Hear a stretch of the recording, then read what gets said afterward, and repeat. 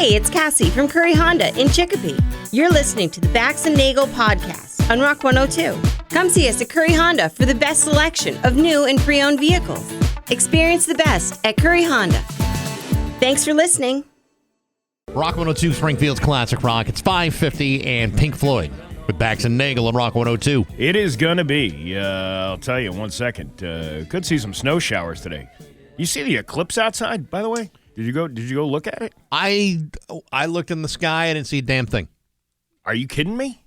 It's like the best view of the eclipse right now is you can go out there and see it. Well, let's go right now. Let's just step outside. Everybody sit tight. We'll be back in about 10 minutes. I can't believe you didn't walk When outside. I came in this morning, the moon was not covered by anything. Right. It was just a moon. And now it's covered. Now it's almost covered. It's 6:06 is going to be the peak. Why does this stupid show have to get in the way of all the good stuff? I don't know. Anyway, that's send your pictures of the Route 10 Tire listener line because we're going to miss every bit of it. Send us your eclipse pics. Unsolicited eclipse pics. Hollywood Trash is brought to you by Western Mass Masons. Call them for all your foundation and chimney needs. Somehow you still care about what's happening in Hollywood. So, from Tinseltown, 3,000 miles away, it's Steve Nagle's Hollywood Trash. Taylor Swift has unveiled the cover art for her song Elizabeth Taylor, causing excitement among fans. The pop star is set to release a 7-inch vinyl. All right. Oh, yeah.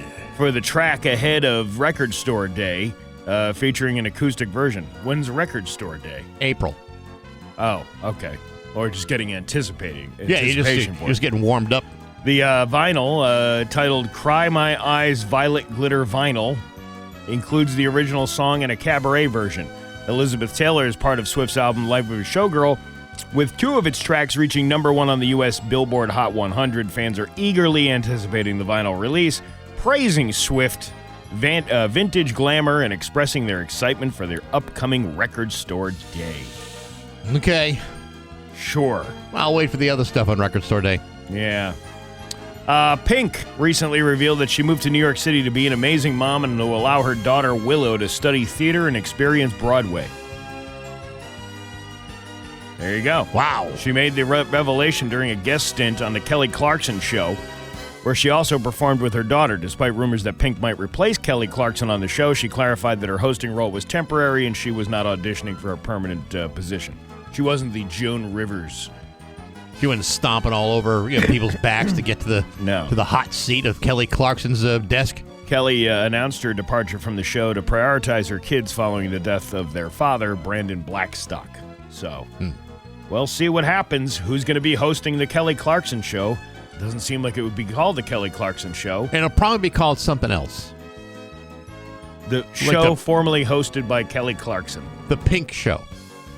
Yeah, but she's not going to do it. She doesn't want to do it. Bruce Campbell, known for his iconic roles in movies and TV shows, recently shared on Instagram that he's been diagnosed with cancer.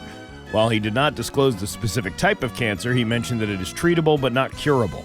Campbell is currently focusing on his health and canceled multiple Comic-Con appearances. Despite the news, he's working on his new movie, Ernie and Emma, and hopes to continue his career for a long time. Fans are sending their best wishes to Campbell during this challenging time. I don't think I would tell anybody that I had that. I wouldn't want that kind of attention. No? No, I've... Not like the attention you'd receive from, say, a top-rated radio show or $20 dinner at a comedy show. See, that's a monetization. Not monetizing off a cancer diagnosis. I wouldn't want anybody to be, keep asking questions. No, I don't want that. I wouldn't want that. Wait, you're too private for that? No, because I think too many people deal with it already. You can always raise awareness about cancer, but you don't necessarily have to say...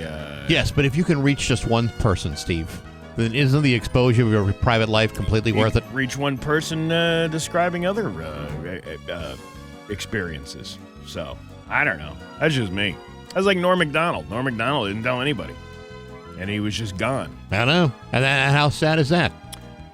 Well, he lived his life the way he wanted to live it. He didn't, I'm planning on milking it for everything it's worth. Yeah, see, now. Wait, Make-A-Wish kid? What are you? Do I get a Disney trip out of it? Maybe. All right, well, then maybe it's worth it. Pixar's latest film, Hoppers, explores themes of grief, pain, and the meaning of life through the story of a robotic beaver with the consciousness of a young environmentalist. The film addresses the question of how to avoid despair, even in formative years, and features energetic and expressive animation influenced by anime. Hoppers appeals to both children and parents with its message of caring for the natural world and the importance of feeling connected with something bigger.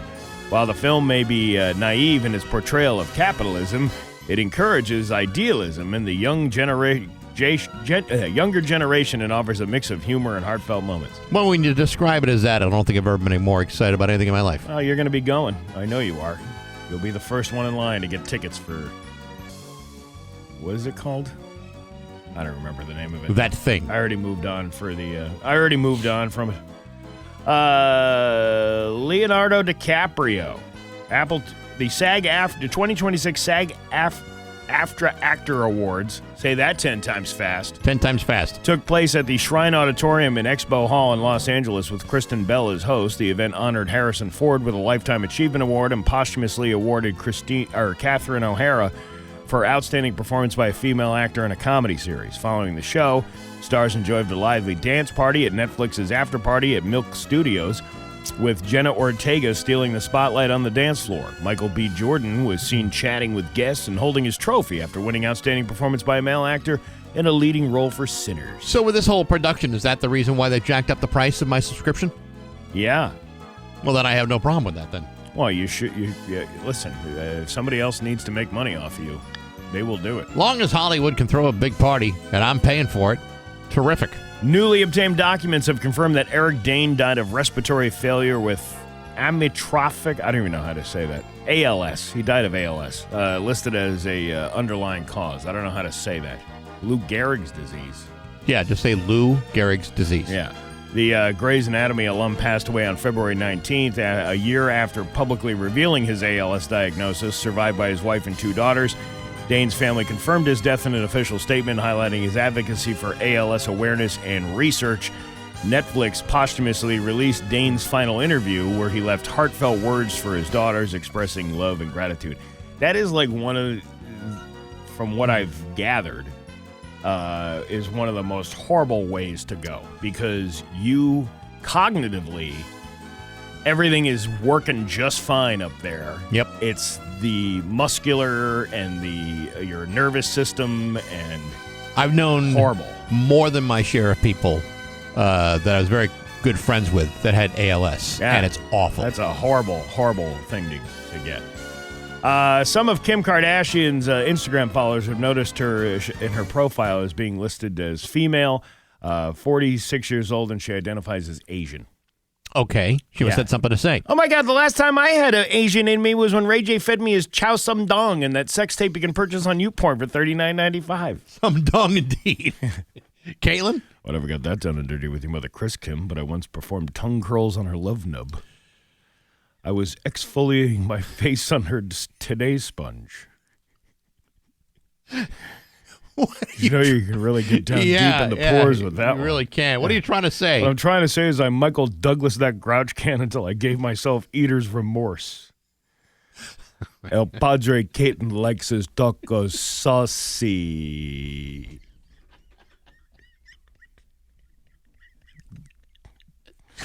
What's the matter with you, Baxy? Don't you know I'm loco? Oh, yeah, no, I had an idea. And that is your Hollywood trash on Rock 102. Every job is done right the Bax's View from the Couch. Brought to you by Rocky's Ace Hardware, Winter Storm headquarters before and after the storm. Hey, good morning, sports fans. How the heck are you? Folks, I'll be honest. As a regionally notable Hall of Fame caliber broadcaster, I can tell you that I have begrudgingly participated in dozens of radio station promotions that I felt went against my strict moral code of values. Sure, I hated some of those things with every fiber of my body, but I did them anyway because I am first and foremost a professional that blindly carries out the directives of my employer, no matter how stupid they might be. Sadly, not everybody shares the same level of professional dedication. Some people are simply not willing to compromise their belief system for the sake of promotional consideration. For example, Take a look at former Boston Celtics center Luke Cornett. Luke, who is now playing for the Atlanta Hawks, is currently staging a protest against a team-sponsored promotional event. In this case, Luke Cornett has stated his objection to a one-night event which celebrates a local establishment known as Magic City. This establishment is a local facility that caters to a largely male-dominated clientele by providing certain forms of entertainment which centers around the dancing skills of naked women. Luke, who does not care for this sort of thing, said that the team is, quote, complicit in the potential objectification and mistreatment of women in our society. Hard to argue with that. I know every time I've stepped into a strip club, that was my first thought, too. And the only way to combat this horrific misogynistic effrontery was to quietly donate piles of $1 bills to the dancers over the course of several hours at a time. And I would not leave until every one of those single dollar bills was donated to the cause of helping these poor women get off the poles and back on their feet. So good for you, Luke Cornett, for standing up for your beliefs and using a lot of big words to make your point, just like your wife told you to. Attaboy, Luke. Way to make a stand. Unlike everybody else in your team who decided to ignore your words of protest and show up anyway, like the sexist Neanderthals they are. But hey, enough of my yapping. Sports brought to you by Rocky's Ace Hardware. The Ego Mower, the Ego Blower, the Ego String Trimmer all run on the same thing, and it isn't smelly gasoline. The Ego Mower, Blower, and String Trimmer all run the same battery, and they're all on sale right now at your neighborhood Rocky's Ace Hardware. I'm Bax. That's my view from the couch. Rock at 611 and Queen on Rock 102. It is going to be, where are we here? Snow, a mix of snow and sleet and all that other good stuff. Right now, it's actually pretty clear, and there's an eclipse going on.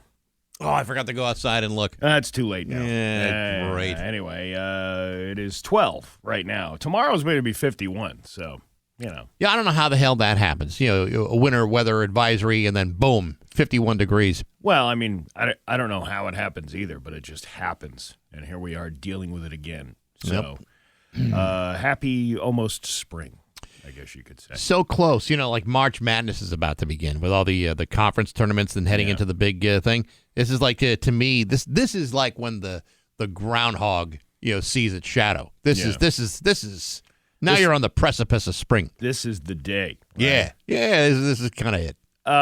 So, first of all, how long are you going to keep growing that mop on the top of your head? Because I saw your video yesterday, and I don't know, man. You're going to wind up looking like Barry Krieger with the, he's got the beard thing going on. Mm-hmm. You're going to be like the long, both of you could go to a Grateful Dead show. Well, one of us together. Would, and one of us wouldn't be caught dead at a Grateful Dead show. And the one that wouldn't be caught dead is not named Barry Krieger. Yeah, but with that hair, you're going to have to start changing your wardrobe. You're going to have to start wearing, tie-dye shirts and peace signs and, Well, right now it's mostly a science experiment. We're going to see where this thing goes and, where it's at. As I said in the video, my wife is kind of thinking it looks like a retired hockey player. Yeah. But yet I'm seeing more like a Howard Johnson's waitress. Right now it's kind of at an Oompa Loompa stage, and we're just gonna see how it goes. What happens? I'm looking at it as you're almost to that like Bruce Valanche type haircut thing. No, see, Bruce Valanche cuts his own hair. He also dyes it bright white.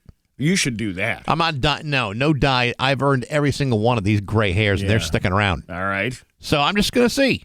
I mean, back in college, I kind of gave up on life, and I just said, I'm not wasting my money on really good haircuts. I'm going to use that good money for beer. Right. And it was a good decision at the time. And the hair got pretty long, but the hair's growing in a different way now. It's a lot curlier than I recall back in the 80s. So I'm just going to see. I like the bald look they gave you. Yeah, there are a bunch of fans that thought it'd be really cool to kind of use artificial intelligence, some AI to give me new hairdos. There was a bald one, which was similar to what you're sporting. There was one that was more like a tightly permed afro kind of thing. Yeah. And then there was also something that looked very much like Mo from the Three Stooges. Yeah, well, I like the bald one the best.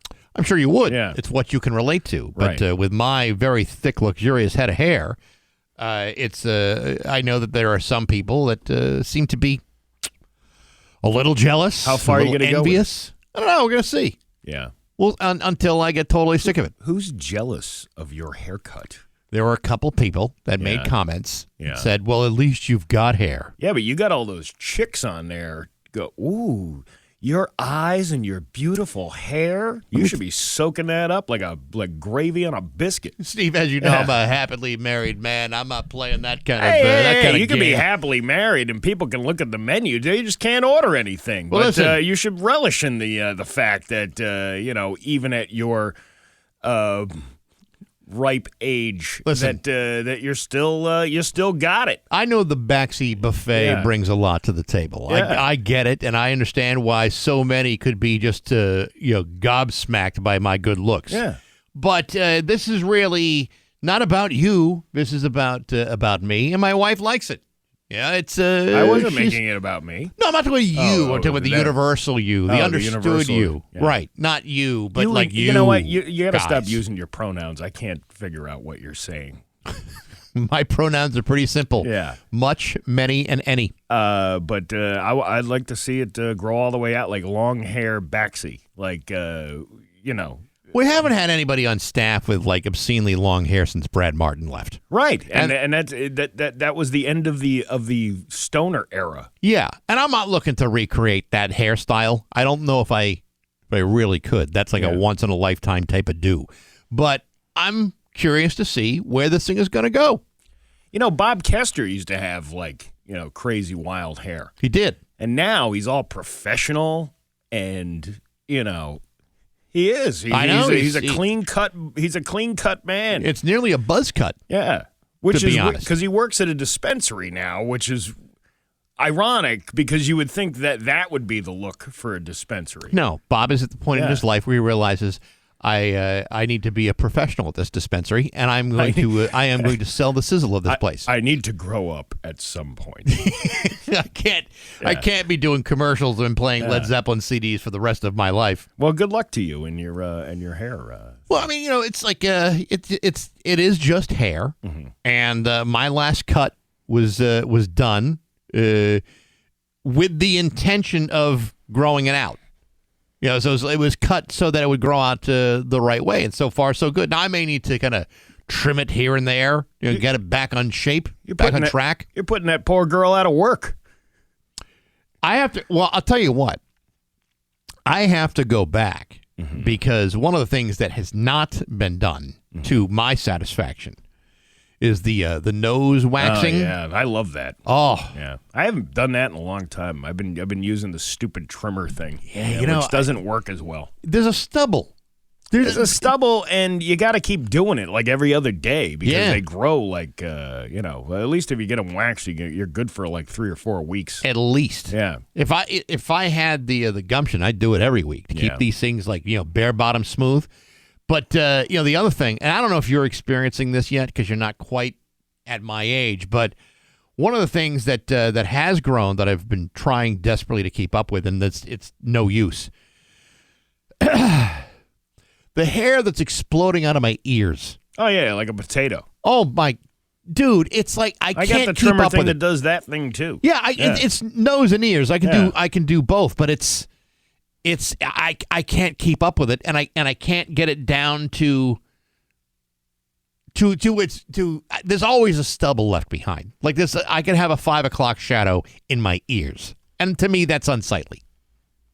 Do you hear that, ladies, in the comments of my Bax and Nagle? Yeah. Suddenly all that Yeah. sassy and All that sexiness that I was yeah. showing online stopped the moment I said ear hair. Yeah, when you look like a potato that you forgot about that left in your pantry for months, and it's growing all that stuff out of the inside, that's when you know. And there's parts that are getting softer and softer Yeah. with every day. Oh yeah, Yeah, that's those, it. Those are liver spots.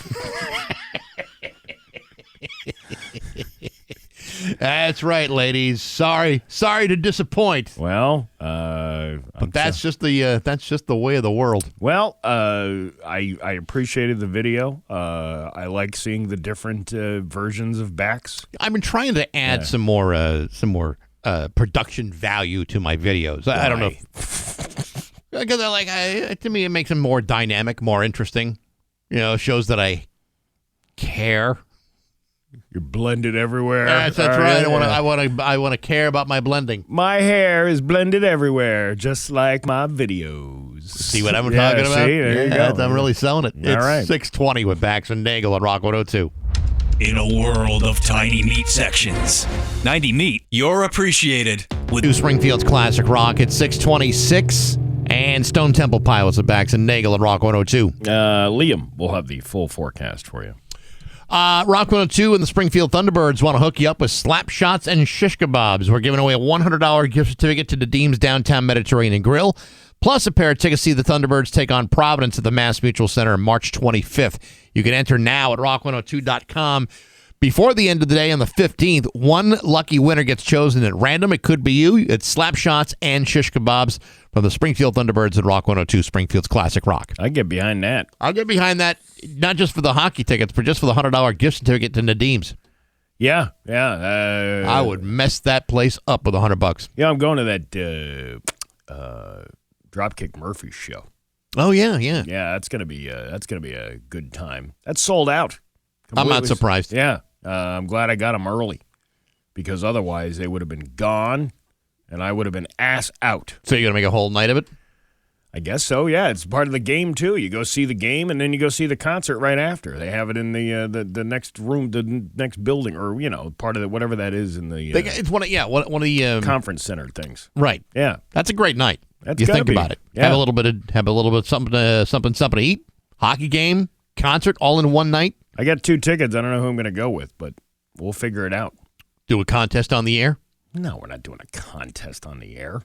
Steve's looking for a +1. No. 10th caller. No, I can find my own +1. You sure? Yeah. You want to do like an email contest or something? Like a texting contest? No. Are you sure? This would be a great promotion. I will refer all matters to the court. Are you ready to laugh? Sure. All right. It's Bax and Nagle's Joke of the Day I'm funny how? I mean funny like I'm a clown, I amuse you, on Rock 102, I make you laugh. Springfield's Classic Rock. So a radio show asked people to call in with words they made up. Really? Yeah. All right, sir, what's the word you came up with? Gone. Well, how do you spell that? Goan. Go. Can you use that in the sentence, the host asks? Go and F yourself, right?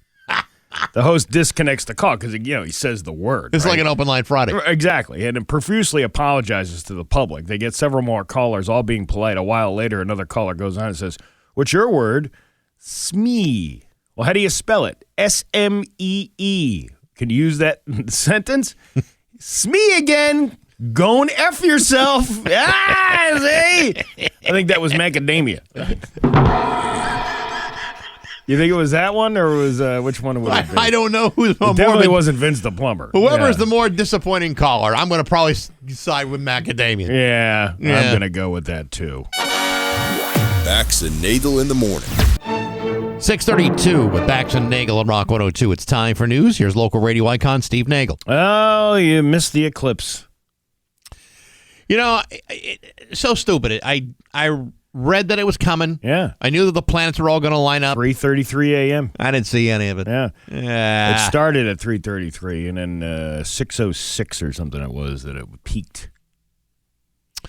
I feel like a dope because I was outside driving in, and I just saw the moon just sitting there like it normally does, and it was no big whoop. With a little cooperation from the clouds, sky gazers in the U.S. Will get to watch as the moon turns blood red Tuesday morning during the total lunar eclipse. The total eclipse of the heart. Oh, that's a good song, isn't it? That is a beautiful song. Once upon a time, I was falling in love. Now I'm only falling apart. That's what it is. Yeah. Hey, you forgot the line, right? Believe it or not, as much as I celebrate that song, I don't know I've not committed the lyrics to memory. The celestial phenomenon happens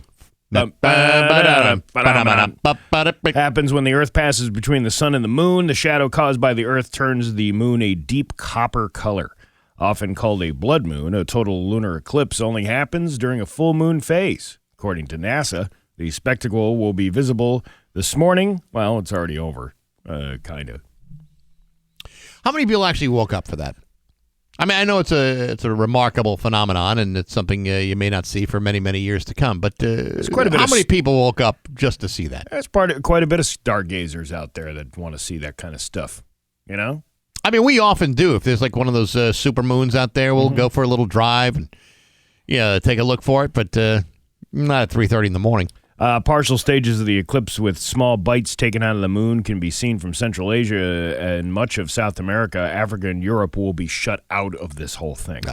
So according to Space.com, this is when residents of various U.S. time zones will be able to watch the total lunar eclipse.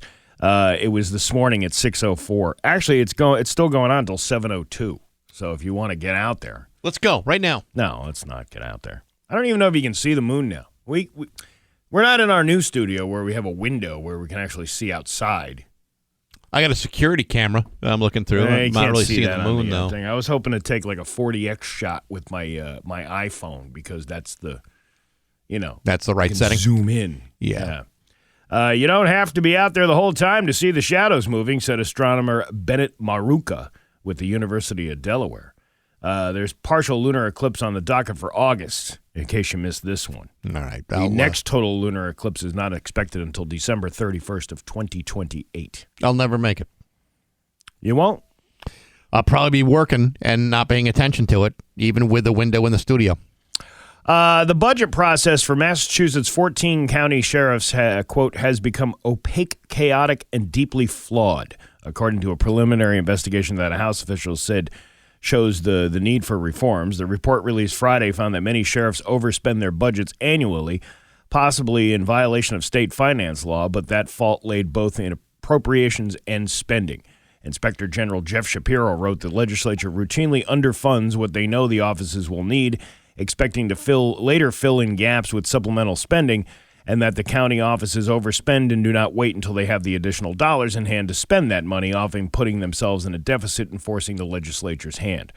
It is apparent that the role of the sheriff's offices may not be as narrow as some legislative leaders expect, nor as expansive as some sheriffs believe. While the creation of the sheriff's office date back to the origins of this country, the work of the offices is set by statute. The legislature has the opportunity to clarify such roles and responsibilities while also reforming a fundamentally broken budget process.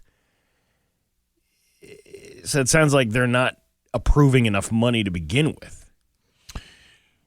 There's a little bit of pushback from the state as far as the sheriff's budget. Not just our sheriff, but like all the sheriffs. Yeah. Not just Nick Cochi, but all of them. Last fiscal year, county sheriffs presented the legislature with a $162 million end-of-year deficit to make up. Lawmakers held off on helping them cover the full amount and tasked Shapiro with assembling a detailed accounting of sheriff's expenditures in fiscal year 2025, an analysis of sheriff's offices. That's an analysis. Whatever. Compliance with state finance laws, a review of the sheriff's spending on activities not specifically required by statute, case law, or court order. Is this the beginning of the state audit? That's a good question. The one I don't that know. We the people voted for? The one that's never happened? Yeah. How long ago was that election? Last November. Yeah. Well, not November 2024. So Yeah. It's been over almost a year and a half now. And no audit. Well, that's what I mean. Here you are cherry picking budgets when it seems like the entire budget needs to be audited and find out where wasteful spending is going. But no, we want a new excise tax. Yeah. In order for us to waste everyone's money, we're going to need more of your money. Let's see. Papa John's has announced plans to close hundreds of underperforming locations by the end of 2027, with around 200 slated to shutter in 2026 alone. We talked about this a little last week about Papa John's. I can't believe something as delicious as Papa John's will be closing so many restaurants. Well, it really is kind of following in the footsteps of its previous owner, I should say. Ravi Thanawala, the CFO and president of Papa John's in North America, revealed the company's plans for secret closures during an earnings call last week. The vast majority of our global restaurants have performed well over the years and have delivered strong returns for both corporate and franchise owners. However, we have identified approximately 300 underperforming stores across North America that are not meeting brand expectations or lack a clear path of sustainable financial improvement. Okay. Well, it hasn't been the same since Papa John Schnatter was booted out of the company for, his abusiveness and racism and all the other. What are you talking all about? The other That's things. what made the pizza so good for some people. Yeah, that wasn't a topping. Yes, I'll have a large pepperoni pizza with extra racism, please. Yeah, I'll have the ethnocentric pizza. And he was also accused of stalking and groping women, too. So, can I have some extra groping sauce for these garlic knots, for these breadsticks? Yeah, but I mean, groping women, that seems to be a thing among them all, these rich people. So that's not really the biggest concern, is it? Well, it is the biggest concern if you're one of the victims of his behavior. Yeah, but it's funny how we discern certain people to fall under those standards, and then other people we don't. Wouldn't it be crazy? And again, I'm just shooting hypotheticals out there. Wouldn't it be crazy if you found out that Jeffrey Epstein had Papa John's pizza on speed dial? Well, they had a lot of pizza. They had a lot of pizza. Yeah, and some interesting toppings, allegedly. That didn't mean actual dough and cheese and sauce. No, I know it's all code, but I'm just saying, wouldn't it be interesting? It would be interesting, but we'll never find out. A big game ad for Ring cameras promised to help find lost dogs. However, concerns over the technology popped up shortly after the commercial aired for the Super Bowl. Western Mass News is getting answers on the pros and cons of constant video monitoring and if users know exactly what they're signing up for. We're living in a time where we can watch our front porch from anywhere in the world. It's kind of incredible and kind of creepy. The same camera that catches those porch pirates is also surveilling every single person who walks by your property, and somewhere someone has all that footage. That's the thing that people don't understand. Like, just because it's not, you don't subscribe to it, doesn't mean it's not taking that information and storing it somewhere. That's how they got that footage from Savannah Guthrie's mother's house. Right. She wasn't subscribed to a Ring doorbell. She had a Ring doorbell, but it wasn't connected to a service. But it still has But that's how they found some of storage. the footage on it. Anything connected to the internet is not solely, you're not the only one viewing that. And it's also not going away either. It's like once it's recorded, it can stay there forever. According to one of the misnomers people have about like Snapchat. Where the picture goes away after 24 hours. It doesn't go away. It doesn't go away. It stays there forever. Forever. According to Consumer Reports, over 10 million Americans use Amazon-owned Ring cameras on their properties, while other brands of video doorbells exist. Ring is the market leader, with Consumer Reports studies indicating it accounts for 50% of the total market. To understand what that means for privacy concerns, they spoke with Dean Draco. I hate the Draco. The CEO of Brevo. His company also sells AI-powered surveillance system. First, they asked him about the big game ad that sparked the conversation. I think people were very distressed, or some people were distressed by the, play on, the lost dog concept. And they felt that, Ring was using that a little bit to overcome or hide some privacy steps that they had overstepped. The ad promised viewers that they can be a hero in your neighborhood. A new feature called Search Party could help lost dogs find their way home. Okay. And also take pictures of everything that you possibly do. Yeah, but if you could find the dog, isn't it worth it? How many times have we already, given up our privacy rights to begin with? Well, I would say we have very little privacy, but if it helps the dog find its home, then I don't mind giving up a little bit of privacy. I don't know. As long as not seeing me dance around the front yard in my underwears, then I'm all right. Does Ring have a camera at the Rainbow Bridge too? I don't believe they subscribe. Are you sure? No, but I'm pretty sure. Yeah, but they have the footage. They have the footage of the dog showing up to the Rainbow Bridge. Sorry, you can call off your search party. Your dog is safely at the Rainbow Bridge. I don't know if that's been divulged, even where the Rainbow Bridge is. Well, it's where all the pets go. How do you not know that? Yeah, I know, but I mean, you can't plug that into Google Maps and try to find it. I don't know. I bet you could find a rainbow bridge on Google Maps. You know what? We'll take a break and we'll find out. It's going to be a mix of rain and sleet and snow this afternoon with a high of 32. It is 13 right now in downtown Springfield. I'm Steve Nagle, and that's the news on Rock 102. Oh, yeah. Caller To Springfield's Classic Rock at 6:51.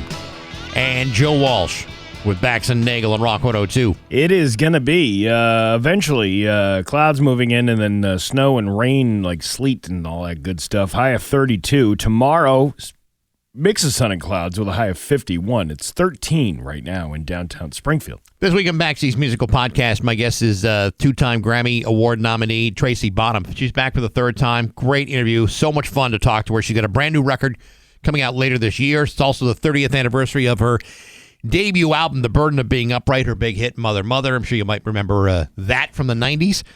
She's coming to the Burn in Somerville on March 23rd, and again on April 19th, and again on May 17th. Really cool interview. Wicked nice lady, and she's available. That interview is available on Apple Podcasts, SoundCloud, Spotify, YouTube, and on the app. Brought to you by Metro Chrysler, Dodge, Jeep, and Ram at Chicopee, and Rock 102 Springfield's Classic Rock. Yeah, I made the paper. You made the reminder. Yeah, it's a huge deal. That's you want to elevate yourself around these parts. The reminder is where it's at. They gave you a big spread, and I got to tell you, I'm a little jello, if you know what I mean. That stock photo. I don't even remember the event that they. Have you had pictures taken of yourself and you have no recollection of why you were doing it or what you were doing it or what? I mean, I sort of remember bits and pieces of this night. I know a lot of people have pictures like that. I believe they're called mugshots. Yeah, well, but this was completely sober me doing whatever this event was, and I can't remember what it was for but they have this stock photo of me that I kind of look like I'm stoned. No, that's your baseline. Is it? Yeah, no. I do have a stoner baseline look, don't I? Well, I think at the time you were talking about smoking the devil's lettuce quite frequently. Yeah, but maybe you were stoned. No, I usually don't do that when I go out to do something like that. It takes 30 days for that to drain out of your system. Not high. Just saying. Anyway, the East Longmeadow Scholarship Foundation. I think they meant foundation. Yeah. Actually, they should change it. You put the fun in foundation. This guy, Peter Toohey, Hawk Toohey, that's the guy who wrote the story. The Hawk Toohey girl. Yes. Is holding the third annual Adult Comedy Night on March 6th at the Springfield Elks Lodge at 440 Tiffany Street. Doors open at 6 p.m. with the show at 7:30 p.m. The event will feature radio personality and stand-up comedian Steve Nagle, known as the co-host of the Bax and Nagle Show on Rock 102 WAQI, Springfield's classic rock station. The organization, funded in 1961, is a small group of 12 volunteers who raise money for scholarships for East Longmeadow students. Students don't have to attend East Longmeadow High School for the scholarships, but must be residents of the town. God, those 12 volunteers must be very old by now to have started in 1961. Well, they're getting up there. Funds from the event will go directly towards funding the scholarships for East Longmeadow students, such as the Howard Moffett Fund for financial support to seniors graduating high school. There's also 2 memorial funds. They're also paired with Kelly Fredette Lumber for seniors pursuing careers in carpentry, architecture, or forestry. The idea for a comedy night came from the East Longmeadow Scholarship Foundation Secretary Kim Olivieri. She said the organization was looking for an event to bring in some more funds, and she had previously ran a comedy night for ELHS cheerleading, so she threw it out to the board. They sold 170 tickets so far. That's outstanding. Yeah, with a goal of 200. So get your tickets. For the comedy night, contact elscholarshifoundation@gmail.com. You see them building the new high school back there? I have seen them building the new high looking school. Pretty impressive. It is. That's a long overdue. Well, it's a new building, so, I mean, But this has nothing to do with that. No, this is about, the scholarship stuff. Yeah. And that's cool. Those local community scholarships, They make a big difference for a lot of families. Going to be a damn fun night over there at that Elks Club. You know, when I went to when I was graduating high school, I qualified for 2 community scholarships. One from the town dump. Really? Yeah, I got sponsored to go to college by the Rehoboth Town Dump. Well, that's the perfect place to be sponsored for college. The Rehoboth Town Dump. The town dump and the town sanitation department, which was interesting because my father said, "Well, you haven't cleaned your room in 17 years. That makes all the sense in the world." Man, he was a comedian, wasn't he? I'll tell you what, he could work a room. That guy. I bet he could, and build a Pinewood Derby car like nobody's business. Multifaceted man, my old dad. Yes, sir. Yes, sirree. But yeah, that's and that made a difference. You know, when I went away to college and wasted all that money, I hope I made the town dump proud. I think you did. I think you absolutely did. Don't see why you wouldn't. No. Well, hey, here we are. Now you're a successful man. Well, that'll be a great event. Call the way sponsored from the dump. Here you are in a dump. You're right. Life comes full circle, doesn't it? It sure does. Yeah. It's 6:57 at Rock 102. Car. And now, Bax's View from the Couch. Brought to you by Rocky's Ace Hardware, Winter Storm headquarters before and after the storm. Hey, good morning, sports fans. How the heck are you? Folks, let's face it. We all have bad days at work. I have them. You have them. We all have them. If you happen to have a job of any kind, it's a 100% chance that at some point you're going to want to pick something up around the office and throw it. You throw it because you work with a bunch of jerks and the people you work for aren't much better.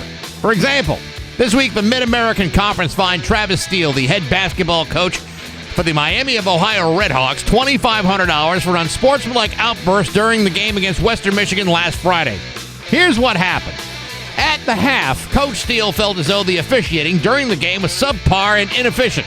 To punctuate his point, Steele began pointing and berating every official on the court. This, of course, led to Travis Steele being given a technical foul. Coach Steele disagreed with this, and so, without hesitation, Coach Steele looked for the biggest object that he could damage. In this particular case, he went over to the arena's DJ, grabbed one of his speakers, and aggressively pushed it to the ground. The DJ in question, known as the most incredible DJ Chuck, responded by saying, "Dude, what's your problem?" For this, Steele was not only fined, he has also been ordered to pay for the $3,000 in damage he caused to the most incredible DJ Chuck's equipment. Now, in fairness, Miami of Ohio is working on an undefeated season and are looking for their first NCAA tournament bid in 19 years. There's clearly a lot on the line here. But there's also a lot on the line for the most incredible DJ Chuck as well. You smash $3,000 of equipment, you can't get just that replaced at your local Best Buy or Walmart. You can't be the most incredible DJ Chuck without the proper gear. Otherwise, you're just Chuck, and nobody wants to be that guy. Perhaps Travis Steele should have thought about that before he started to act like a muscly-headed pant load at halftime. A pant load that's now $5,500 in the hole. This, my friends, is the stuff that puts the madness into March Madness, and frankly, I don't like it. But hey, enough of my yapping. Sports brought to you by Rocky's Ace Hardware. Get Rocky's sales flyer and get a look at the March tool deals for Milwaukee, DeWalt, and Craftsman. I'm looking at the flyer online. You can see deals at the Rocky's Ace Hardware app or pick up a good old-fashioned paper copy at any Rocky's Ace Hardware location. I'm Bax. That's my view from the couch. Rock 102, Springfield's Classic Rock. It's 7:09, and Pat Benatar with Bax and Nagle on Rock 102. Clouds moving in and then some rain and snow showers later on this afternoon. High of 32. Tomorrow, partly sunny with a high of 51. It is 13 in downtown Springfield. Are you ready for Am I the A-Hole? Yes. All right. This is like the Family Feud edition. Lots of family stuff going on here. And you're the Richard Dawson or Roy Cohn? Which one ended it? Roy Cohn. Yeah, I'm that guy. Okay. Yeah. Anywho, am I the a-hole for breaking up with my boyfriend after he made a very inappropriate comment to my sister? I'm going to start by saying I don't think I'm the a-hole, but now my ex-boyfriend claims I have been overreacting and exaggerating. I've been dating this guy for 3 years, and I really thought he was the one, but today he made me quickly change my mind. I have a half-sister who's 16. I'm 22. We have the same dad and different moms, and we don't look much alike. 2 years ago, my dad developed a severe form of leukemia, and he passed away within a couple of months. Needless to say, it was the hardest thing my sister and I had to face in my life. My sister took it particularly hard. She used to love going to the gym and working out, but she stopped doing so. She also started eating much more junk food and ended up gaining a considerable amount of weight. Okay. Today, my boyfriend and I went to my sister's house as her mom had invited us all for lunch. We were eating homemade pizza. My sister ended up asking her mom if she could have another slice. That's when my boyfriend said, "Are you sure you want another one looking like that?" Oh, boy. My sister got up from the table, ran to her room. I was in shock, and I wasn't able to tell him anything, nor follow my sister to her room, which I deeply regret. Thankfully, my boyfriend and I don't live together, so he dropped me off at home. I told him it was over because he can't disrespect my sister like that, especially because he had been there when my dad died and knew how it made us both feel. I tried to call my sister. She won't answer. I texted my mom to ask her if she's okay. She said she's okay, and she's not mad at me, but she doesn't want to talk to anybody right now. I'm not going over to mom's house and after she's done with school tomorrow, or I'm going to go over to mom's house and bring her flowers and all that stuff. Mm-hmm. I know that I'm not the one who said anything, but I hope she can forgive me for not stepping up. I was in shock, and I hope she understands. Well, I mean, it's probably a shocking thing to hear. Mm-hmm. And then not knowing what to do. I mean, situational awareness in the moment. You just can't obviously believe that somebody said something like that. Yeah, I mean, if the question is who is the a-hole, I think it's pretty clear who the a-hole here was. Yeah, well, it's the dude. It's the dude, without question. What an idiot. I mean, 3 years, and you finally you wait until you're good and married before you reveal your ugly face after you get sick of her crap all that time, and then you can go, yeah, and your sister doesn't need another piece of pizza. Yeah, but even with all that familiarity and time in the in the block, you don't say that to somebody. You sure you want another piece? The way you've gotten so fat like that, that's you're never gonna really make a good point that way. People do have this arrogance about themselves, like, it's just kidding. I'm just making fun. Yeah, no, that's not making fun. That's actually being remarkably hurtful and inappropriate. How many times do we deal with that? Probably no more than 15,000 times. It's either, I told you, I knew I lost weight when people started not making fun of me being fat, but rather my cone head, my crooked teeth, any other abnormalities about me. Right. That people can point out. They love doing that. Of course they do. Of course, we read a letter not that long ago. The listener wants to know how come I'm not losing weight the way you are, because they've seen older pictures of me online where I may be slightly portly. It's like, lady, that's none of your damn business. And by the way, I've already lost a little bit of weight. So but you know what? Shut your mouth. They have the right to say whatever they need to say. They maybe have a right to say things, and I'm not going to limit your speech, but, use your head. Use your brain. All right, ready? Number two? Number two. Am I the a-hole for kicking my husband's family out of my home during family dinner? Oh, boy. I've been with my husband for 8 years. We have a 2-year-old daughter together.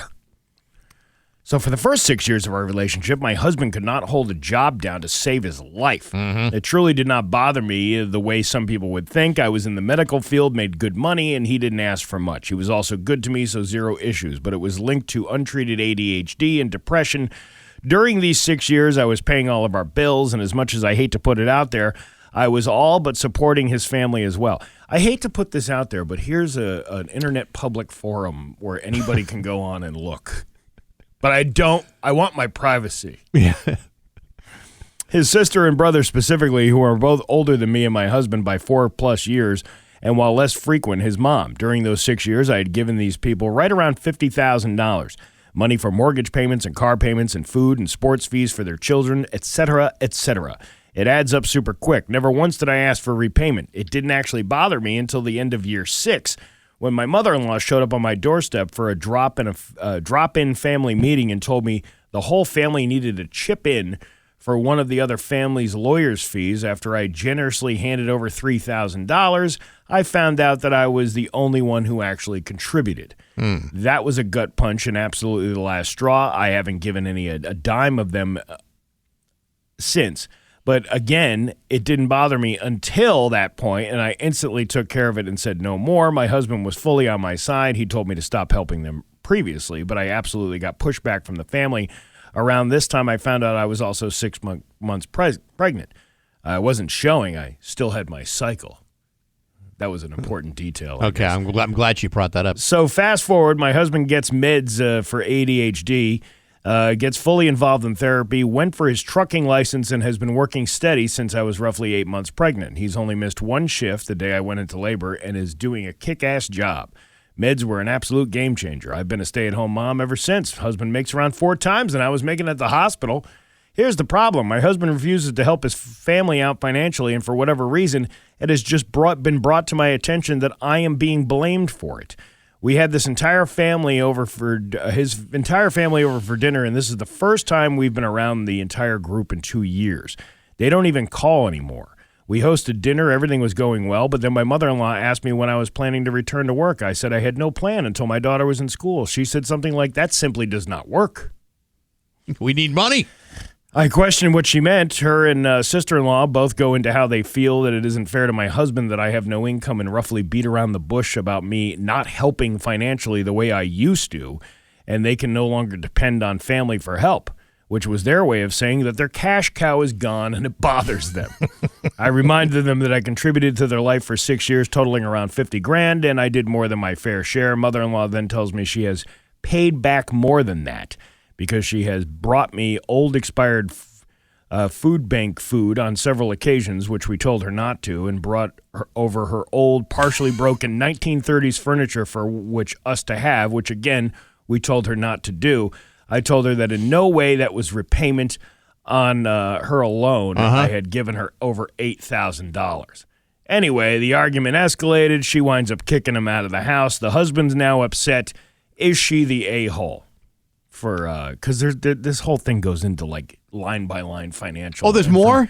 There's like many paragraphs, but I think we can get to the point. That is she the a-hole for kicking the family out of the house that night? I'm going to make the point that what you have here is a whole family of a-holes, including but not limited to the person writing this note, who is sharing everything about this family and is bitter. Whose bitterness has really kind of overshadowed a lot of this. Now, on the other hand, this is a family of layabout, freeloaders who are taking advantage of your generosity. On the other hand, you're holding your generosity over their heads too. So, I mean, you're all a bunch of a-holes. I don't get it. You know, if you start feeding wild animals, they keep coming back to the house looking for more food. My dad did it with the squirrels. Yeah. He'd sit out there. This is what he did in his retirement years. He'd sit out there. He'd drink diet caffeine-free Coke with vodka. Right. And feed the squirrels on the deck, and then became friends with them. The problem is the squirrels just kept wanting to come back, even after he died. And I'm like, I'm not feeding you now. And now these squirrels you'll drink the Diet Coke and the vodka. I don't know. That was... That was probably one of the grossest combinations of drink that you could possibly put together. Vodka and cola to begin with isn't even a good thing, but to make it diet caffeine-free Coke. Well, that shows he was concerned about his health. Well, he didn't want his heart rate shooting up when he did that. You want to put yourself into a slumber, right? You know? So, well, there you go. There's another round of Am I the A-hole? I'm glad we got to the bottom of that. I am very happy about that. Yeah. It's 7:19 at Rock 102. Rock 102. Rock 102, Springfield's classic rock. It's 7:26. And Quiet Riot with Bax and Nagle at Rock 102. Liam's got the full forecast for you. This week is also going to be a Thunderbird Thursday with this week on the show. Around 7:45 on Thursday, we'll give away a prize pack that includes 4 hats, 4 koozies, and 4 tickets to Saturday's game, I believe, against Charlotte. It's the Thunderbird Thursday, this Thursday on Rock 102, Springfield's Classic Rock. Well, I guess the Spirit of Springfield doesn't need to do the 4th this year because the Grucci brothers were on full display at the city council meeting last night. Just watching some of this video. And we'll get into it in the news, but there was some fireworks definitely flying in the air last night in City Hall. They were supposed to have a no-confidence vote against Tracy Whitfield, the city council president, after she failed to disclose that she may or may not have had some financial dealings with a company that was working with the city. Well, either way, they decided not to vote, but it was a little wrestling match. It was like a WWE Raw at the Springfield City Council. Yeah, we'll get into it coming up in news. All right, it's 7:28 on Rock 102. Here's your Western Mass News first alert for 7:31 with Bax and Nagle on Rock 102. It's time for news brought to you by Naples Home Buyers. They buy homes as is and offer solutions to any problems. Naples Home Buyers. Here's local radio icon Steve Nagle. Thanks, Bax. The Springfield City Council voted down a call of no confidence in its president over conflict of interest complaints in a meeting that saw councilors lob accusations at each other and police were asked to break up a disturbance in the audience. Damn! It's like a Jerry Springer show busted out of the city council last night. Yeah, where's Steve Wilkos to pry people apart? The council voted 7-4 Monday to continue to support City Council President Tracy Whitfield, who admits she failed to properly disclose her financial interest in Jets Property Development, a company she owns with her son and 3 other people. Whitfield, who refused calls to step down as president, admitted that she's making mistakes due to inexperience as president, but says she has tried to rectify one error by reporting it to the law department, sparking a city law department investigation that found other issues. Whitfield said she has stepped away from the family business for as long as she serves as city councilor, and there were no intent in her errors. During the meeting, City Councilor President Jose Delgado, who was presiding over the contentious meeting because Whitfield could not, repeatedly called for councilors to keep it civil and asked members to stop interrupting and attacking each other, especially on issues only marginally related to the vote of no confidence. I'm not allowing this to turn into a clown show. Please keep it civil because we are trying to get this done. He halted the meeting in the middle of one vote when disruption broke out in the audience. During a 3-minute recess, Whitfield, who had left the meeting, stepped back in and asked for calm so the council could proceed and get other business completed. During the meeting, City Councilor Justin Hurst said he did not trust the investigation by City Solicitor Stephen Bonaconti, who said in a memo that he had uncovered multiple instances in which Whitfield failed to disclose her financial interest and used her position to threaten an audit of a neighborhood council's books. Hurst argued that Bonaconti has faced his own conflict of interest accusations in the past. It's all coming to light now. The law department reports that have been forwarded to the state's Ethics Commission. Bonaconti has said commission officials do not confirm or deny if they are conducting investigations. Hurst also accused City Councilor Michael Fenton, who has aired concerns about Whitfield's conflict of interest, of failing to disclose his own personal involvement in a similar issue of request for a street to be abandoned in 2021. Fenton denied the accusation, saying he did recuse himself in the 5-year-old issue, filed a financial disclosure form, and said the entire issue is moot because it never went anywhere. Then he took her issue with Hurst's stance on the matter. He didn't say that Councilor Whitfield didn't do anything wrong or that there wasn't a pattern here worth looking at. Instead, he tried to change the narrative the way our president of this country does from time to time and focus on other people. The comment drew groans from the audience. It's true, he sounded like Trump, Fenton said. The attacks on our solicitor are unjust and unwarranted, and the attacks on me are lies. Lies, I tell you. Oh, my God. Although, is it how do you say it? Is it? I think it's Davia. I thought it was Davia too, but on 22 they were saying Davila. Yeah, right. I don't think that's the way it's pronounced. But then again, I'm not a reporter, so what would I know? Right, exactly. Right? Yes. City Councilor Mallow Brown, who called for unity, questioned the purpose of holding a no-confidence vote, saying it will not force Whitfield to step down. He was then one of 7 who voted against the resolution, along with Delgado, Hurst, Cateri Walsh, Brian Santinella, Zeta Govan, and LeVar Click Bruce. It's I don't know. This whole thing is just... Well, I mean, if you are presiding over the city council and the city has business with a with a business that you are part owner of, you do need to disclose that information. I mean, that should have been done. It'd be interesting to read what these other allegations are. But I mean, it sounded like last night was an absolute sloppy mess. I don't think ignorance is an excuse for, well, I'm inexperienced as a, whatever. Yeah, I mean, this is something. But she's been on the city council for years. That's what I'm saying. Like, you should have known that these were the rules of, because I'm sure this has come up in some other aspect long ago when she was still on the city council. Like it was said in the story. There have been other people who have also had conflicts that had to disclose. They had to fill out forms. They had to recuse themselves from certain decisions. There's no way this is the first time. I didn't know the rules. Yeah. You've been on the city council for years.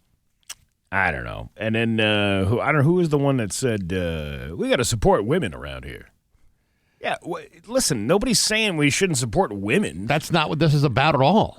They're just asking for transparency. That's pretty much it. Ay.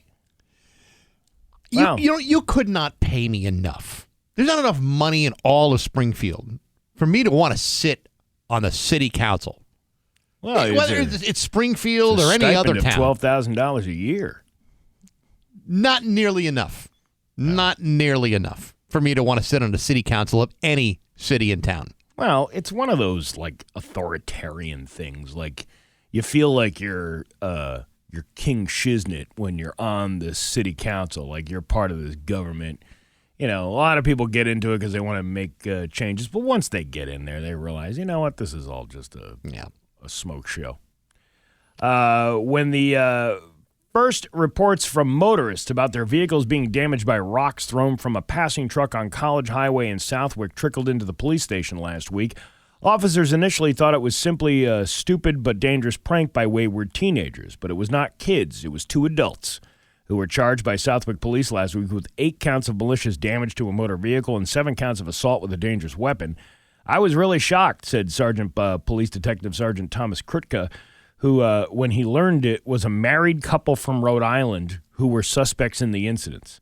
The first incident was reported on February 19th and continued through February 21st when Celestine Olivia Robinson, 52, of Bennett Street Woonsocket, was arrested and charged with OUI. In addition to the OUI, she was also charged with 8 counts of malicious damage to a motor vehicle and 7 counts of assault with a dangerous weapon, as was her husband, 42-year-old David Paul Ducharme, also of Bennett Street Woonsocket. Wow, she's 52 and he's 42. He's a cougar hunter. Well, be that as it may, isn't it nice that a married couple can still do fun things together?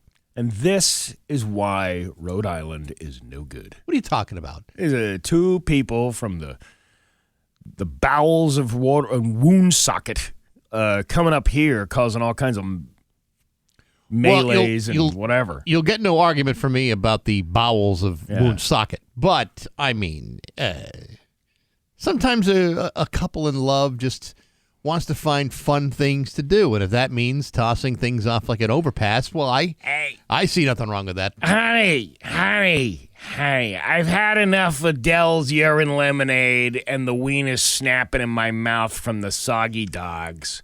Let's do something adventurous, like go up to Massachusetts and throw rocks at cars in a rural town. All right, but not too close into Massachusetts. Let's go far.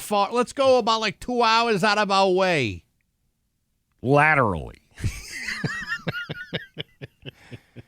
Anyway, when Robinson was arraigned in Westfield District Court last week for the WE charge, OUI, she pleaded not guilty and ordered held in lieu of posting a $1,500 cash bail, which she did.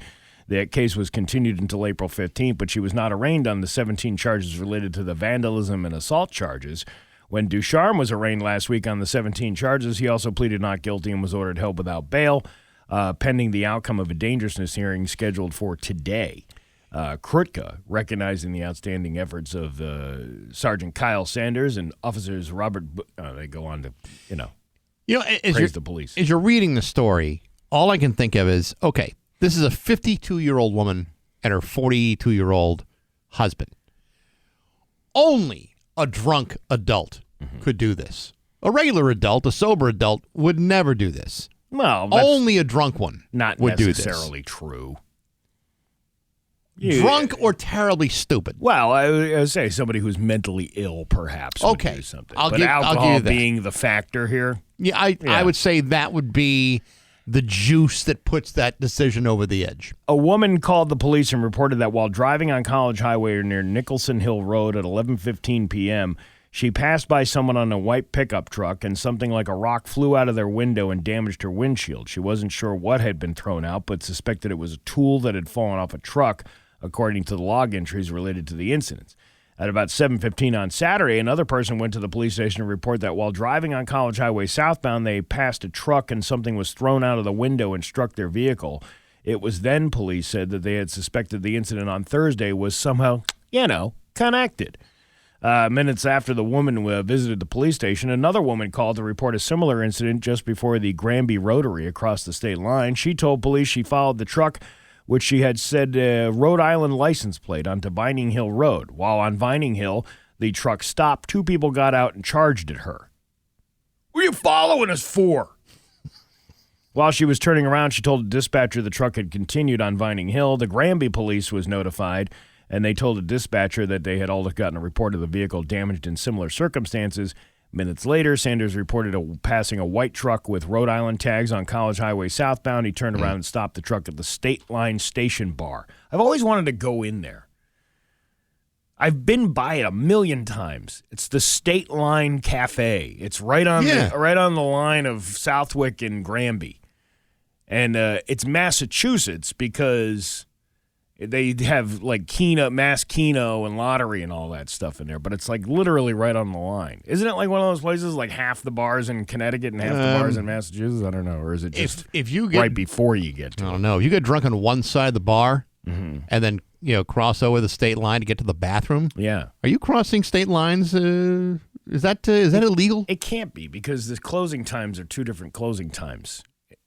I think Connecticut's like 1 o'clock and Massachusetts is 2 o'clock. So as long as you stay away from the bathrooms and the pool tables, you're all right. Yeah, I don't think that's the way it works. I think it's all in Massachusetts. Huh. But I've always wanted to go in there. But every time I say, you know what, I'm going to stop in there one day. But usually, I'm coming back from a comedy gig and it's too late. Too late at night. I don't want to. What the hell am I going to do in there at 11 o'clock at night? It would be kind of if you and I were still drinking. It would be kind of fun to go on like a dive bar. Why don't we go on a juice bar tour? We could do that. For juice bars? No, like just have sodas or something when we get there. We could do, it's no different. I mean, if you find, you could do some pool hustling. Yeah. You could probably, do all kinds of fun stuff if you really want. It would be kind of nice to go like a dive bar crap hole tour of Western Mass. Yes, it would be. It absolutely would be. It would be kind of fun. I used to do that years ago. I used to go to the cheapest places imaginable as well. A buddy of mine and I used to go out to this was years ago. I used to go out to like all the Palmer Munson ones. Oh, yeah. There was that. They got their share. Well, they also served obviously they served an underage kid. Allegedly. No, factually. The Thorndike Lounge, which is no longer there anymore. Okay. And that was right next to, I believe it's St. Joe's, maybe? Is that what the name of that? There's a little social club out there. Okay. They used to serve underage kids. Well, I'm sure that things have changed now. That was I'm sure they 30 years up. ago. But what was the other place? Lakeview Tavern. That's out there. Yep, that's right. That's a weird looking place. I think they believe they still had the screen door, welcome. And all those little bars out there. Yeah. That would be a lot of fun. Yeah. That would be a lot of fun. Good times. I hope the rules have changed, though. I hope they're not still serving underage. I'm sure they're not, as like a general rule. You know how that can get out of hand. Tragic Lantern. That was another place. I only got served an air underage because they didn't check IDs because I was part of a bachelor party. Oh, that's why. Yeah. Yeah. Well, I don't know. I mean, I haven't really had anything underage in in these parts ever. So I can't judge which ones are good or not. You didn't live around here. Not while I was underage. Under 21, yeah. That's right. All right. Well, you know what? Maybe let's get a limo company together. And go to like one dump after another. Yeah. Yeah. You know, we'll get the boys from Aquapump. They'll pick us up in their truck, and we can go inspect water systems while simultaneously really just checking out bars. Yeah, well, that's a great idea. Because, they're an expert in all water supply systems from the well to the pump and into the house. That's right. Your Pioneer Valley forecast today is going to be cloudy with some snow and rain showers later on today and a high of 32. Tomorrow, mix of sun and clouds with a high of 51. It is 17 right now in downtown Springfield. I'm Steve Nagle, and that's the news on Rock 102. Oh, yeah. Rock 102, Springfield's Classic Rock. It's 7:51, and Jimi Hendrix at Bax and Nagle on Rock 102. Mix of rain and snow later on today with a high of 32. Tomorrow, mix of sun and clouds with a high of 51. It's 17 right now. 18, actually, in downtown Springfield. Rock 102 and the Springfield Thunderbirds want to hook you up with slap shots and shish kebabs. $100 gift certificate to Nadim's Downtown Mediterranean Grill. Now, I've been to Nadim's hundreds of times, and I got to tell you, for $100, you could mop that place up with so much delicious food. Unbelievable. Anyway, you also get a pair of tickets to see the Thunderbirds against Providence at the Mass Mutual Center on March 25th. To enter, you go to rock102.com before the end of the day on March 15th. One lucky winner chosen at random. Slap shots and shish kebabs from the Springfield Thunderbirds and Rock 102, Springfield's Classic Rock. I'm driving down 91 this morning, and I just noticed it. I don't know how long it's been up, but the billboard right where that 291 entrance overpass thing is. The billboard we used to have? I believe it is. Okay. But there are several billboards there. But there's one. This one, it was very unique. It's a Gary Rome billboard, but it's shaped and it's got lights on. It's a picture. It's Gary Rome and his lovable dog there, and then there's a car, but it's like a 3D billboard. Like the lights are shining on the car. Really? And then there's it's almost like cut out. It's a heart. It's promoting this I'm sorry if I can't remember exactly what it is. It's for people who are in healthcare, like an incentive for people who are in the healthcare thing. So it's a heart, and it says $500 incentive on it, but the heart is actually shaped on the top of the billboard. Like half of it's in the actual billboard, and then the other half of the heart is sticking out. And I'm like, I didn't think they did those anymore with the advent of the digital boards and stuff. The digital boards, because it kind of eliminates that when you have a full-on picture that you can switch back and forth.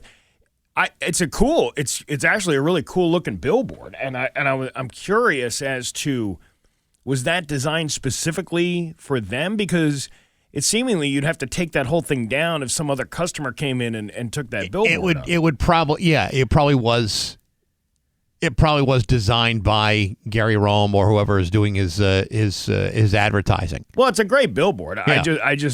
I'm just curious to see how that process works of that. If I'm thinking it's the right billboard, if that was the one that we used to have many years ago, that is the number one viewed location for any billboard in the city, which is the reason why we're no longer willing to pay for that, because it's really expensive. So, but if Gary can put up a great sign and captures everybody's attention with him, the dog, and a big heart in the middle of it, that's cool. But not even just a regular billboard. I mean, this thing is literally shaped on purpose for the purposes of the deal that they have going on. I'm just curious as to, obviously there's going to be a cycle. He's not going to keep that billboard forever. So does the next person have to use the shape of the heart? No, once it changes, it comes down. That's crazy. That all that work goes into that. I know. To do that. I'm just saying. No, I think. It's fascinating how that whole process works. If he can manage to afford that, then fantastic for him. That's good. Raw. I think it's woof. Okay. The dog says woof at the end. Woof. Woof. Well, that would make me buy a car. Yeah. That would. Actually, a billboard with a giant heart shaped on it and the cool headlights coming out of a car makes me want to buy a car. And an adorable dog on it, too? Absolutely. Of course it would. Uh-huh. It's just about 7:56 on Rock 102. When snow and storm... Bax's View from the Couch. Brought to you by Rocky's Ace Hardware, Winter Storm headquarters before and after the storm. Hey, good morning, sports fans. How the heck are you?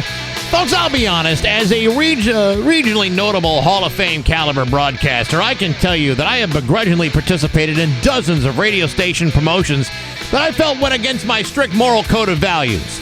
Sure, I hated some of the things with every fiber of my body, but I did them anyway because I am, first and foremost, a professional that blindly carries out the directives of my employer, no matter how stupid those directives might be.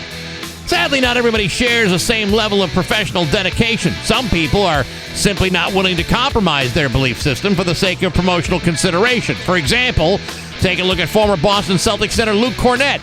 Luke, who's now playing for the Atlanta Hawks, is currently staging a protest against a team-sponsored promotional event. In this case, Luke Cornett has stated his objection to a one-night event which celebrates a local establishment known as Magic City. This establishment is a local facility that caters to a largely male-dominated clientele by providing certain forms of entertainment which centers around the dancing skills of naked women. Luke, who does not care for this sort of thing, said the team is, quote, complicit in the potential objectification of mistreatment of women in our society. It's hard to argue with something like that. I know every time I've stepped into a strip club, that was my first thought, too. The only way to combat this horrific misogynistic effrontery was to quietly donate piles of $1 bills to the dancers over the course of several hours at a time. And I would not leave until every one of those single dollar bills were donated to the cause of helping these poor women get off the poles and back on their feet. So good for you, Luke Cornett, for standing up for your belief system and using a big bunch of words to make your point, just like your wife told you to. Attaboy, Luke. Way to take a real stand. Unlike everybody else in your team who decided to ignore your words of protest and show up anyway like the sexist Neanderthals that they are. But hey, enough of my yapping. Sports brought to you by Rocky's Ace Hardware. The Eagle Mower, Blower, and Eagle String Trimmer all run on the same thing. And it ain't smelly gasoline, it's the same battery. And they're all on sale right now at your neighborhood Rocky's Ace Hardware. I'm Bax, that's my view from the couch. Rock 102, Springfield's Classic Rock.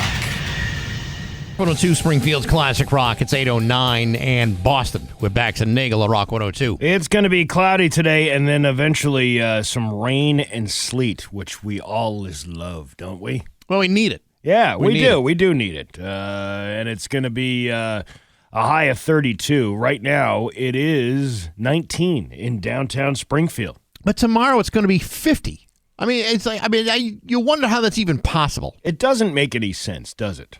It really doesn't. No. And I don't know where this sudden blast of tropical air is coming from, but after spending all this time in the cold, what is it, 18, and tomorrow it's going to be 50? It's crazy, the fluctuation. And then it's Tuesday, 71. Get out of here. Is that right? That's what I'm looking at. 71? 71 on Tuesday. After a weekend full of rain and clouds, we'll finally see the sun come out on Monday with a high of 64.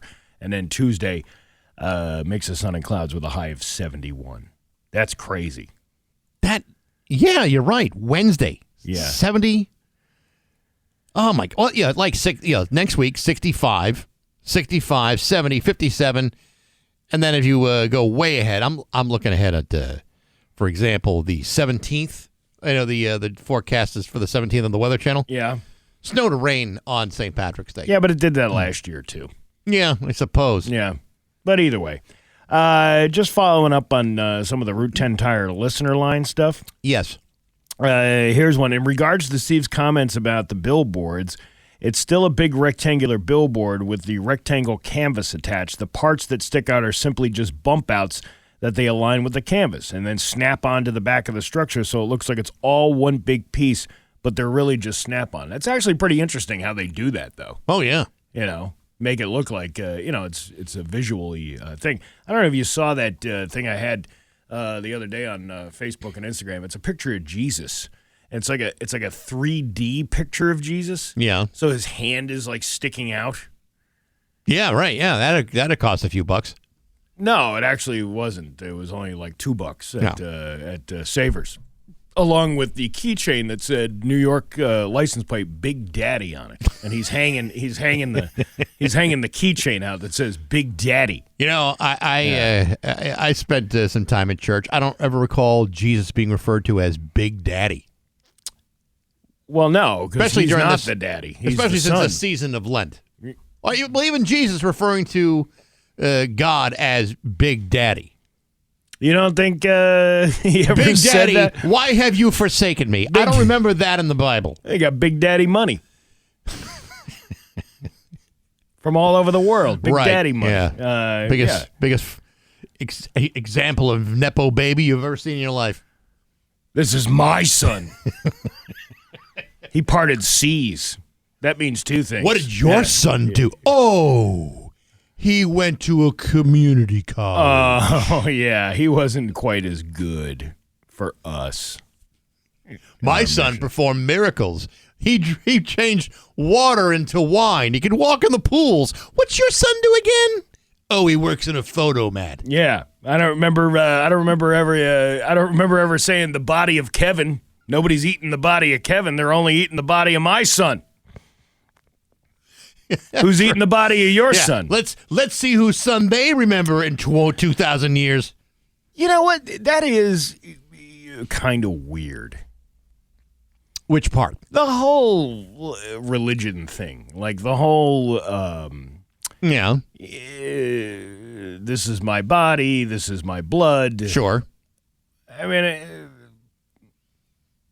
it's become so normalized that nobody really sees that as strange. Well, I mean, it's about your level of faith, really. I mean, there are certain things you can't see or can't, necessarily explain through science necessarily, but it's a matter of faith. Have you ever seen Jesus when he didn't have his hand out? That's what somebody asked on the roof. He doesn't even use his hand. He's got baskets that go around the room. No one prior to that, no one ever thought of putting a basket on a pole. Yes, that's right. You're absolutely right. Thank you, church. A couple other things. We're looking for dive bars. Because, by the way, that was cleared up about the State Line Cafe. The parking lot, you park in Connecticut, but you get loaded in Massachusetts. The bar is fully in Massachusetts. I kind of wondered how that worked. I don't think that would ever work. You couldn't have a liquor license in both states.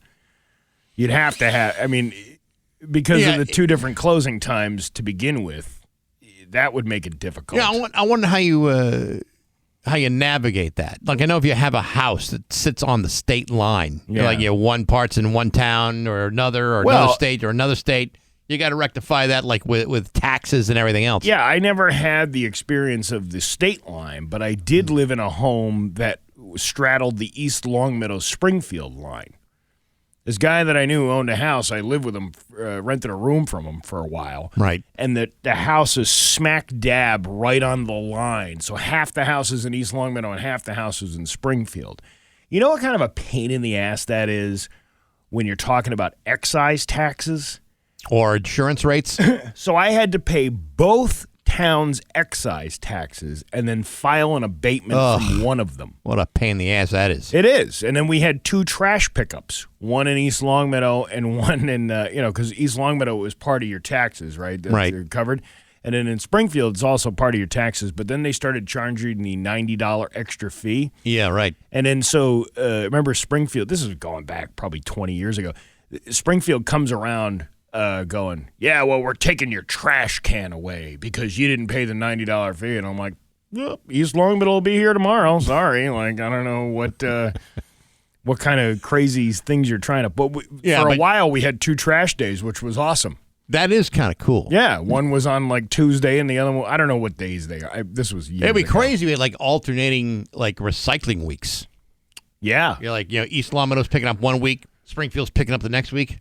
Yeah. We should all be living on borders. Isn't it weird when they show up at the same time? It's like who's taking what? Like a trash man standoff. No, you're a sea dumpster. No, you're a sea dumpster. Yeah, the problem is, Springfield's still got the big giant bucket.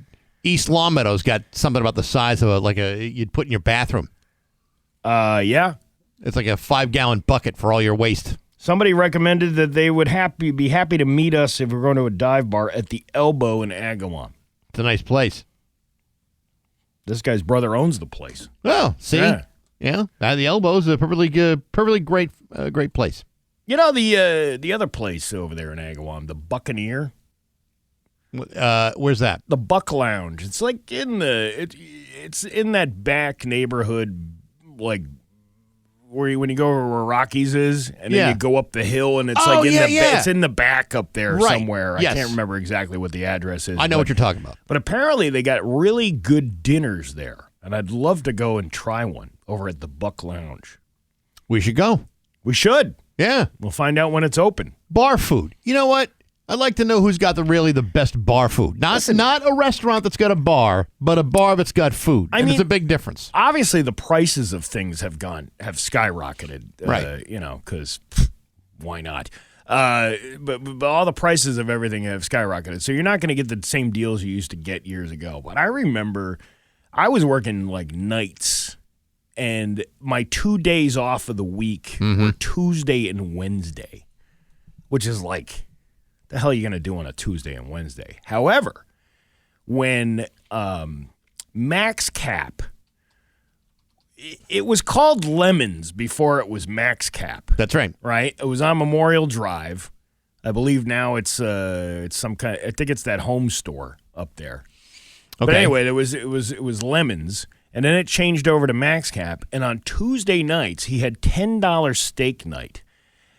And it was a great way to bring people in because you get a nice fresh sirloin steak for $10 and a baked potato, and and they probably make their money on the drinks. Of course, yeah. But that's the way we had a great. I'd probably go in there and order 2 steaks at a time. Years ago we had a guy. This is long before you started. We had a guy working here who I don't believe he's alive anymore. I believe his liver exploded in his body. Mm-hmm. But he lived in West Springfield and would talk all the time about how great the food was at Collins. Mm-hmm. Oh, yeah. Collins, and what a great deal you could get at Collins. Yeah. And, this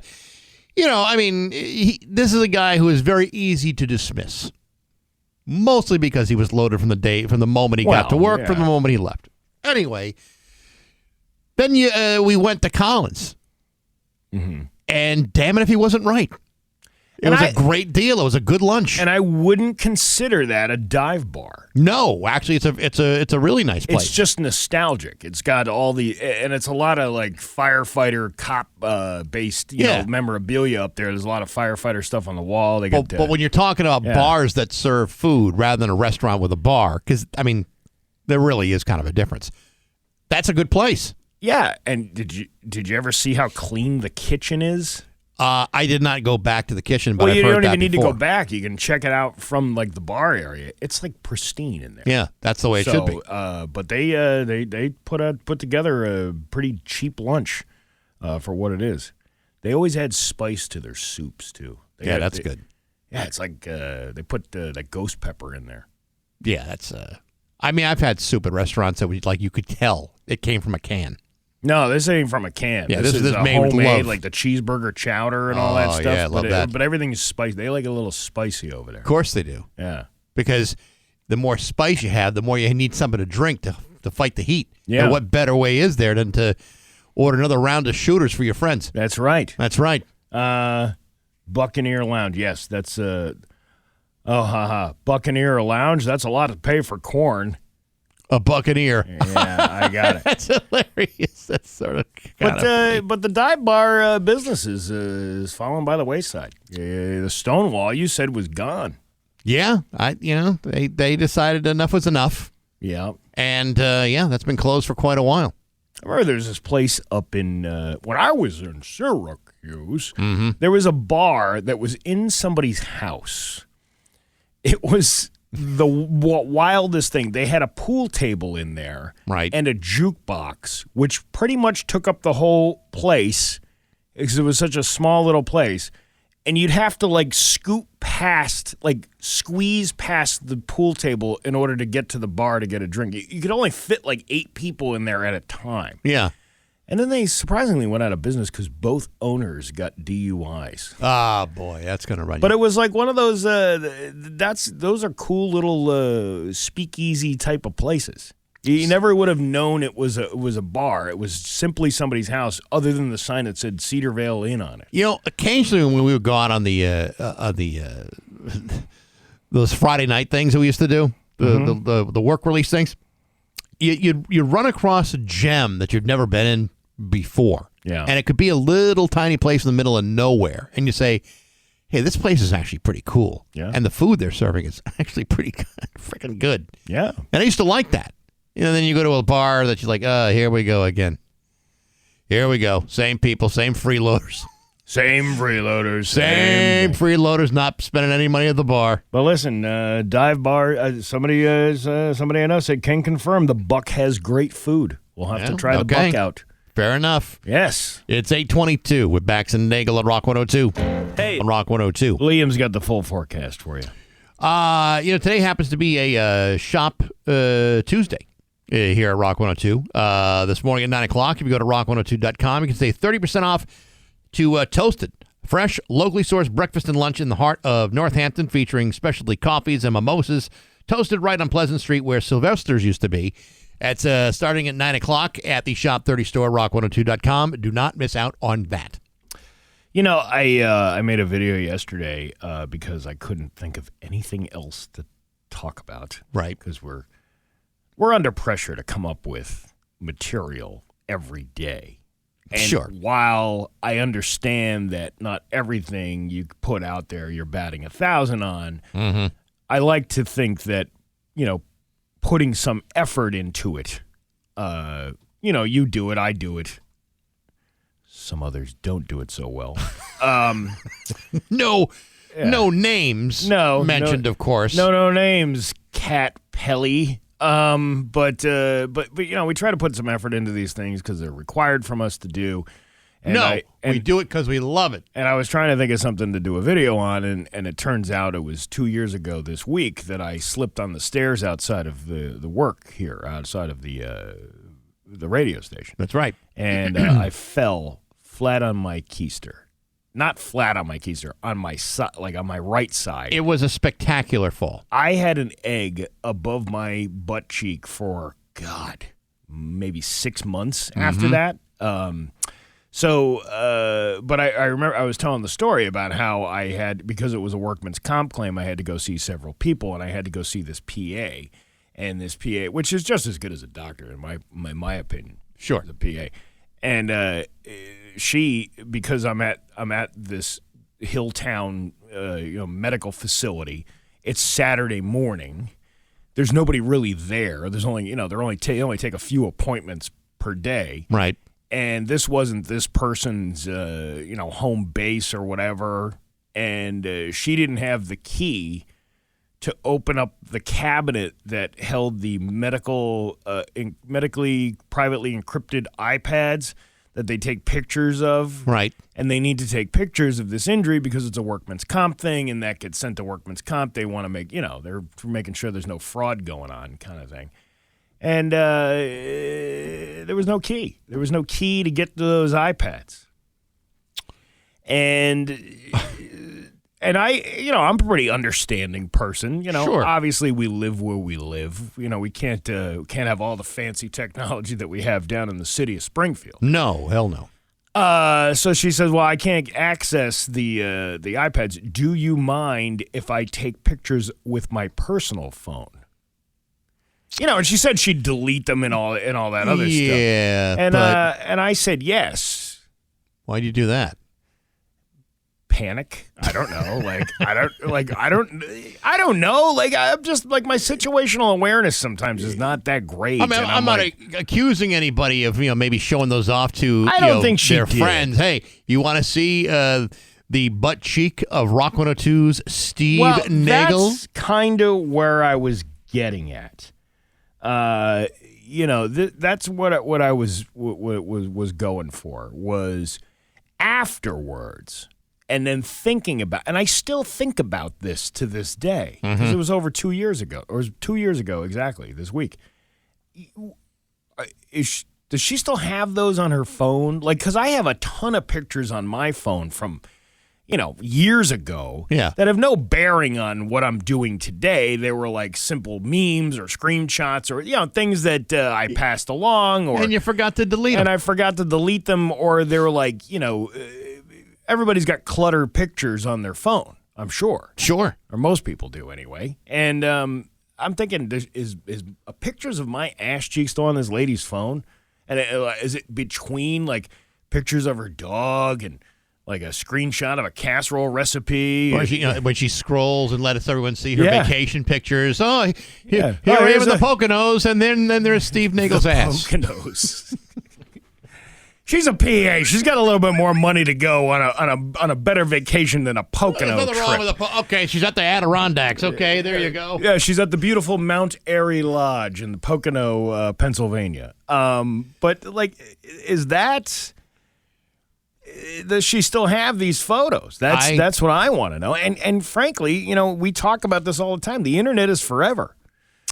Once you take that, if it's not encrypted, I think I would probably have said, why don't you get a sketch artist here instead? I was also in a severe amount of pain too, so maybe that was why I said yes. I mean, there's nothing. I'm not like, look. There was people who were like, you should sue. And I'm like, I'm not suing anybody. We got to prove that you've been damaged in some way. I have not been damaged in any way by this. Well, that's a good question. I mean, my face isn't in them, so I guess it could be anybody's bruised behind. But is her face in the picture? Like, how did you know she didn't take a selfie behind your ass cheek? That's what I'm getting at. Like, is she at Chili's or Applebee's at happy hour going, hey, you think you had a bad day? Check out this. Check out the local radio icon's ass cheek with the egg on the top. Holy schmolies. Look at this guy. I probably could have got a free T-shirt out of this. Well, I mean, remember the whole controversy with the cops sharing murder photos? Yes. And they were sharing them at a soccer game? And it was inappropriate. You don't think that happens among medical professionals? That they're not, hey, you got to check this out. Hey, I got news for you. If you talk to a medical professional about what's the craziest thing that's ever been inserted inside a human body that they've seen in the emergency room, they've got stories. Yes, but do they have pictures? I don't know if they get pictures, but I've heard names, I've heard stories, I've heard all kinds of things. Because in the spirit of Rod Stewart, every picture tells a story. Including the picture of him getting his stomach pumped in the emergency room. Including Steve Nagle's egg ass. It's 8:32 on Rock 102. Springfield. No, what is it, a wintry mix of 1 to 3 inches? I mean, that could be pretty damn sloppy, so I don't blame him. Here's a story. For months, callers to the Washington State Department of Licensing who have requested automated service in Spanish have instead heard an AI voice speaking English in a strong Spanish accent. So faking it. It's like that old Steve Martin bit where he went to France. They got a different word for everything. I would like to go to the hotel, please. Because you figure if he's talking a strong French accent, even though in English, you'll get what you want. The agency has since apologized and says it fixed the problem. Washington resident Maya Edwards learned of the AI accented voice last summer after her Mexican husband tried using the Spanish language option while seeking information about his driver's license. He is bilingual, but saw that the wait time for speaking to a customer service representative in English was long, so he hit 2 for Spanish, figuring, well, I know Spanish. I can take care of this. For Edwards, it was like a scene out of Parks and Recreation, a mockumentary-style comedy show that satires local government. It was hilarious to us in the moment because it was so absurd, she said Thursday, but at the same time, it has real accessibility issues for people who call in every day and need to speak a different language other than English. When Edwards called the number again this month, she found that the error was still there. She posted a video of the call on TikTok, which racked up about 2 million views. The Washington Department of Licensing said Friday in a statement that it fixed the glitch after it was caused by DOL staff. It noted that the self-service option includes 10 languages and runs on a newer AI-driven technology. DOL apologizes for the error and to its customers for any inconvenience, the agency said in a separate statement unto the previous day. An unfortunate byproduct of expanding services is that the DOL found problems with the self-service option. And unfortunately, AI isn't self-aware enough to know whether they're not being culturally insensitive or not being insensitive. It was not immediately clear if the issue affected other languages. Efforts by the Associated Press to use the phone service in some other languages did not prompt additional accented voices. So it wasn't like for French. Would you like to go to file a claim with the Department of Labor? Please press 2. Yeah, please press 2. or Russian. Oosh, I see moose and then I see squirrel. Which one do you want? If you see squirrel, press 2. 9. 8. DOL said Amazon provides the platform for the phone service and declined interview requests. AP journalists were able to replicate the voice using an Amazon Web Service feature called Polly and selecting a voice called Lucia, which mimics Castilian Spanish. Amazon did not immediately respond for comment. But here's another example of AI not doing. Who would program that, and who would allow that to happen? No, that means nobody checked when they enlisted the service of these. You know, it's an AI service going. This one's in English. This one's in Spanish. Or someone didn't realize, hey, maybe that isn't appropriate, and just plugged it in. Yeah, but it's like, speak to me in a Spanish accent. That's what you're telling the AI, and the AI is like, would you like me to talk like this? You know. Yeah.